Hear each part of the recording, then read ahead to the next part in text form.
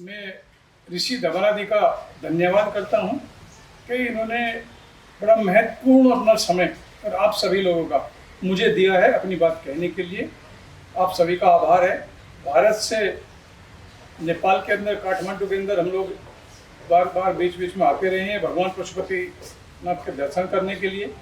और यहाँ का जो कल्चर है, सिस्टम है, खान पीन है, यहाँ का पानी है, यहाँ के झरने हैं, यहाँ का वायुमंडल है, उसके द्वारा अपना शारीरिक और मानसिक स्वास्थ्य लाभ हो, इसलिए और यहाँ की जनता के साथ जो अपना रोटी बेटी का रिश्ता है वो संबंध चलते रहें, महसूस कराते रहें एक दूसरे को, और किसी तरह से जीवन चले, इसलिए हम लोग यहाँ आते रहते हैं। 2-3 महत्वपूर्ण क्वेश्चन आज ऋषि जी ने ये बातें रखी है। सर इसमें मेरी बात सही जैसे खूब दिलीप की भारत आया है कि भी आज खूब चाहिए और बड़े लंबे समय से एक दूसरे का परिचय है, लेकिन कुछ महत्वपूर्ण क्वेश्चंस पहले भी रहे हैं, आज भी हैं, और मुझे लगता है कुछ क्वेश्चंस आगे चल के समाप्त हो जाएंगे। भारत और नेपाल का रिलेशन, सरकारें आती रहती हैं, जाती रहती हैं, व्यक्ति भी आते रहते हैं, जाते रहते हैं, पार्टी और पॉलिटिक्स के अंदर भी। अध्यक्षीय कार्यकाल हो या जनप्रतिनिधि का कार्यकाल हो, ये फेस चेंज होते रहते हैं, लेकिन विचार जीवित रहना चाहिए। एक विचारधारा होती है। अभी भारत के अंदर माननीय लोकप्रिय प्रधानमंत्री मोदी जी हैं, उनसे पहले अटल बिहारी वाजपेयी जी रहे हैं, तो इसलिए अभी यहाँ पे वर्तमान प्रधानमंत्री से पहले पूर्व प्रधानमंत्री थे, आगे और प्रधानमंत्री रहेंगे, चेंज होता रहता है। भारत और नेपाल का जो रिलेशन है वो पीपल टू पीपल का रिलेशन है। कितने सारे मेल फीमेल हमारे मित्र भाई बहन दिल्ली के अंदर भारत के कई प्रांतों में रहते हैं, और भारत के भी काफ़ी लोग यहाँ रहते भी हैं, व्यापार भी करते हैं, रिलेशन भी है, रिश्तेदारियाँ भी हैं, रोटी बेटी का रिश्ता है। लेकिन अभी ये कहा कि इन संबंधों को साबित करने के लिए, साबित का यहाँ का कैलेंडर्स का विषय हो, यहाँ का ट्रेडिशनल सिस्टम का विषय है या लैंग्वेज का विषय है, काफ़ी हम लोग मिलजुल के रहते हैं एक दूसरे के साथ। और रहा हिंदू राष्ट्र का विषय, नेपाल हिंदू राष्ट्र था, वर्तमान में नहीं है, लेकिन क्या किसी भी चीज को या किसी भी विषय को कोई संविधान पास करके या कानून बना करके वो चीज को बनाया जा सकता है या समाप्त किया जा सकता है। कुछ चीजें शरीर, धर्म और उनके रिश्तों से जुड़ के चलती हैं, वो सरकार से, कानून से, लॉ एंड ऑर्डर से ऊपर होती है। किस व्यक्ति को क्या खाना है, किस व्यक्ति की पूजा पद्धति कैसी है, चाहे वो मंदिर में जाए, गुरुद्वारे में जाए, गिरजाघर में जाए या मस्जिद में जाए, लेकिन उसका जो विचार है, उसका जो निवेदन है, सब ऊपर एक परमपिता परमेश्वर को जाता है, लेकिन उसकी पूजा पद्धति अलग अलग हो सकती है, लेकिन विषय सबका एक ही से जाता है। सनातन धर्म वसुधैव कुटुंबकम का एक सब्जेक्ट है, और हम ये मान करके चलते हैं कि भारत के अंदर सभी का डीएनए एक है। उसमें विचारधारा अलग अलग हो सकती है। अफगानिस्तान के अंदर जो अभी तालिबान ने वहाँ जो कुछ किया है, पूरे दुनिया को पता है। कांधार और काबुल कांधार के अंदर महाराजा धृतराष्ट्र की ससुराल होती थी। जो शकुनी और कांधारी वहाँ रहते थे, तो वहाँ कोई भी मुस्लिम या इस्लाम धर्म को मानने वाला नहीं था। आज की तारीख में वहाँ कोई सनातन धर्म का मानने वाला नहीं है, इसलिए वहाँ सभी धर्म परिवर्तन हो गए हैं। धर्म परिवर्तन का विषय कई कंट्रियों में आज भी चल रहा है। धर्म परिवर्तन प्रलोभन के वश, लालच के वश, प्रेशर के वश, बेकाबू के वश नहीं होना चाहिए। सनातन की एक बहुत पुराना और प्राचीन धर्म है ये। नेपाल के अंदर, यहाँ का और भारत के अंदर का जो हमारे रिश्ते रहे हैं वो धर्म के आधार पे भी हैं, खान पीन के आधार पे भी है, जनता से जनता का रिलेशन है। इसलिए कोई भी व्यक्ति कहे कि आज ये सरकार है, ये नहीं है, वो बिजली, पानी, road, education, services, factory, industry, इनके ऊपर राजनीति हो सकती है, लेकिन यहाँ तक धर्म का विषय है, धर्म के ऊपर राजनीति नहीं होनी चाहिए।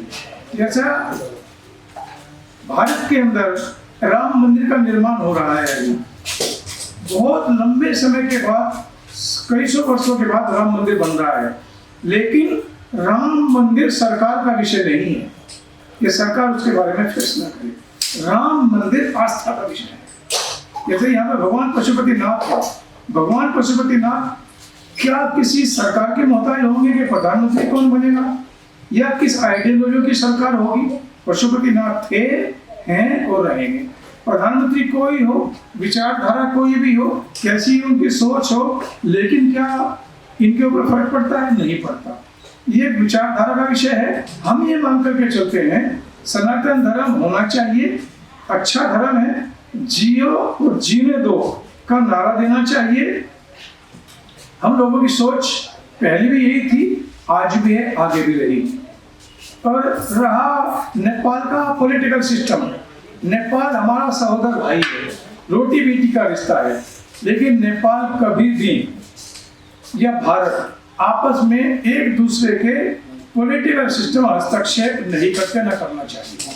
हाँ, अगर एक दूसरे से वो रिश्तेदार, मित्र या रिश्ता होने के नाते कोई सलाह किसी से लेता है तो उसको सलाह देनी चाहिए। ये अच्छा कार्य है, ये गलत कार्य है। तो आप लोग भी आपस में, कोई आपका मित्र आपसे कोई बात पूछे कि ये मुझे करना है, बेटी की शादी करनी है या कोई मकान बनाना है, मुझे क्या करना चाहिए, गलत क्या है, ठीक क्या है, तो सलाह दे देनी चाहिए। लेकिन किसी भी कंट्री के राजनीतिक क्षेत्र में किसी दूसरे कंट्री को हस्तक्षेप नहीं करना चाहिए, ये बात अच्छी नहीं है। लेकिन राजनीतिक हस्तक्षेप ना करने का मतलब ये नहीं है कि रिश्ते अलग हो गए। रिश्ते जनता से जनता में, सरकार किसी की भी रहे, वो एक अलग विषय है। ये हम लोग सोच करके चलते हैं। तो नेपाल कम कंट्री है, नेपाल तो हमारा रिश्तेदार है, भाई बंद है, यहाँ इतने सब लोग आते रहते हैं, हम लोग भी आते जाते रहते हैं। तो ये सारा हम लोग सोच करके चलते हैं। सरकार यहाँ आगे भी रही है, अभी भी ये अच्छा कार्य हो रहा है। नेपाल बिल्कुल तरक्की करेगा हर रास्ते के अंदर। और हम तो कहते हैं नेपाल क्या, भारत भी हिंदू राष्ट्र हो, नेपाल भी हिंदू राष्ट्र हो, म्यांमार भी हो, भूटान भी हो, बांग्लादेश पहले भारत का हिस्सा था, पाकिस्तान भारत का हिस्सा था। आज का जो म्यांमार है वो पहले बर्मा होता था। आज जो राजधानी यंगून है, पहले वो रंगून होता था। जब 1943 में पहली आजाद हिंद सरकार नेताजी सुभाष चंद्र बोस ने बनाई, जब भारत आजाद हुआ, उस दौरान पाकिस्तान, बांग्लादेश, उस दौरान का बर्मा और ये पाकिस्तान, हिंदुस्तान, सभी का एक प्रधानमंत्री होता था। और वहाँ पे पाकिस्तान की गायिका थी, उसका एक उदाहरण और सबूत मैं आपको दे देता हूँ। बड़ा पुराना गाना है, सुरैया ने गाना गाया था ये कि मेरे पति गए रंगून, किया है वहाँ से टेलीफोन, मेरे याद से था। क्योंकि तब वो भारत का हिस्सा था, आज वो अलग कंट्री बना है। इसलिए सीमाएं के बंटने से या वस्त्र के बदलने से आत्मा का परिवर्तन नहीं होता। व्यक्ति का अंदर से ये होना चाहिए कि नहीं, ये मेरे अपने हैं। और नेपाल और भारत वही फिट करता है। इसलिए आज मैं समझता हूँ कि जितनी मैंने बातें कही है, जो मुझे ऋषि जी ने कहा, इनके ऊपर स्पष्ट हो जाना चाहिए। सीमांकन का रहा है। सीमाएं क्या है कि नेपाल का भारत से जो सीमा है वो बंगाल, यूपी, बिहार, उत्तराखंड, इतना एक ये लंबा एक रास्ता है। क्योंकि नेपाल इस तरह से है, वो ऐसे नहीं है, इस तरह से है वो। और पहाड़, नदी, नाले, इतना लंबा बॉर्डर्स है, तो उसके ऊपर इनका तार लगाना या वो करना संभव नहीं हो पाएगा। लेकिन फिर भी हम ये कहते हैं कि एक ही चीज है सभी ये सीमा के ऊपर। जैसे के बारे में जैसे सीमा विवाद आता है, इससे कैसी है? देखो, विवाद क्या है, उसका एक ही कारण मैंने बताया है, एक ही रीजन उसका है। अभी और भी सीमा के विवाद भारत के अंदर 1-2 बॉर्डर्स के ऊपर हुई हैं, लेकिन ये सब दिल का रिश्ता है। थोड़ी बहुत बातें अगर ये लगता है कि नहीं, या बताओ गढ़वाल के अंदर जो अपने पहाड़ है, कैसे सीमा का हो पाएगा? वो तो हमें आपस में एक अंडर म्यूचुअल करना पड़ेगा। भारत नेपाल एक ही है, थोड़ा बहुत इधर वो आगे यहाँ बैठ गए। भी काफी लोग ऐसे हैं कि जो नेपाल में रहते हैं, खेत है उनके घर जो है यूपी के अंदर है, कश्मीर के अंदर भी ऐसा ही है। एक गंगानगर जगह है हिंदुस्तान के अंदर, कुछ लोग ऐसे हैं गंगानगर में घर है उनका और बॉर्डर पर पाकिस्तान में उनके खेत है। तो ये जो चीजें हैं आज भी नेपाल के अंदर भी है। बंगाल का भी बॉर्डर इस टाइप का है कि वो रहते बंगाल में है, काम यहाँ नेपाल में करते हैं। तो ये आपकी बात बिल्कुल ठीक है, मैं समर्थन करता हूँ। सीमाओं का मूल्यांकन और नामांकन होना चाहिए, लेकिन ये इस तरह से बंटवारा है कि आज भी वोटर यहाँ के हैं कुछ और उनका घर वहाँ पे है। ये चीजें हैं अंदरूनी सरकार के विषय को बैठ कर सॉर्ट आउट कर लेना चाहिए। हम इनके पक्ष में है, आपस में एक दूसरे की बात को समझ के कि नहीं अच्छा क्या है उसको मान लेना चाहिए। Any question? Journalist? I will take it. जी।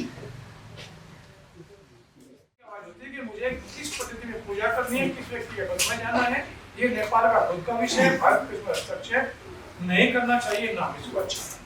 दिल्ली सरकारले बार-बार नेपाल को आक्रमण किया है, 9 महीना भी बंद कर, फिर मोदी सरकार ले नेपाल को क्यों आक्रमण करने सोचते हैं क्या? और एक तो दिल्ली सरकार हमारी है नहीं, दिल्ली सरकार केजरीवाल की। भारत से भी दिल्ली सरकार ने क्यों आक्रमण करते हैं आपके देश? तो दिल्ली सरकार ने क्या किया मुझे जानकारी नहीं है। भारत सरकार ने क्या क्या मेरे साथ पूछ लो। दिल्ली में केजरीवाल की सरकार है, दिल्ली सरकार का मुझे पता नहीं वो क्या करता है, भगवान केजरीवाल को बुद्धि दे, मुझे जानकारी नहीं दिल्ली सरकार का नहीं। हाँ, लेकिन भारत का कोई गलती है तो आप मुझे बताएं क्या भारत ने तो गलती किया है ना। क्या बताओ? 9 महीना बंद करके नेपाली को तो बंद खाना से क्या बंद किया? हर एक बार कर रहे हैं। क्या बंद किया? नाका बंद किया ना। सुन मैं देखो इसको मैं बता देता हूँ। पहले मैं क्या करके गया था नाकाबंदी में, मैं यहाँ पे आया था। हाँ।